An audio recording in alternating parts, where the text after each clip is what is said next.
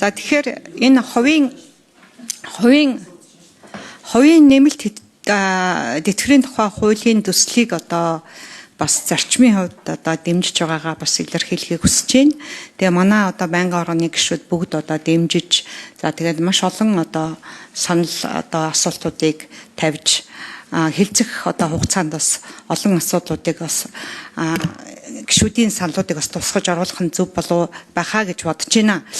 Тэгээ одоогийн улсын тэтгэврийн тогтолцоог олон одоо тулгуурт хэлбэрт шилжүүлж иргэд сайн дурын үндсэн дээр нэмэлт хоримтлал үүсгэн ирээдүйд олон их усүрээс тэтгэвэр авах боломж бүрдүүлэхэд чиглэж байна гэж би энэ хуулийн төслийг бол харж байна. За тэгээд энэ хуулийн төслийн одоо давуу талуудыг бас ард иргэдтэй одоо хэлж таниулах нь бол зөв болов гэдэг үднээс давуу талуудыг би бас энд хэлхийг хүсэж байна.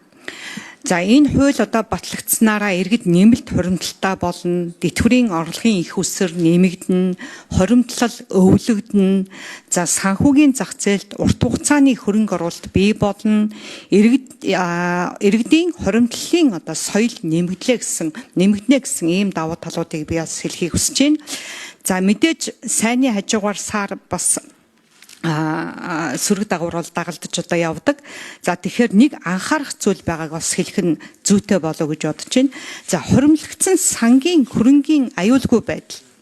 За төрийн хяналт хөрөнгө оруулалтын эрсдлийг хэрхэн зохицуулах нь уг хуулийн хамгийн чухал асуудал хэвээр байгааг та бүхэн бас анхаарал тавьж үзээрэй гэдгийг хэлхийг хүсэж байна. Баярлалаа.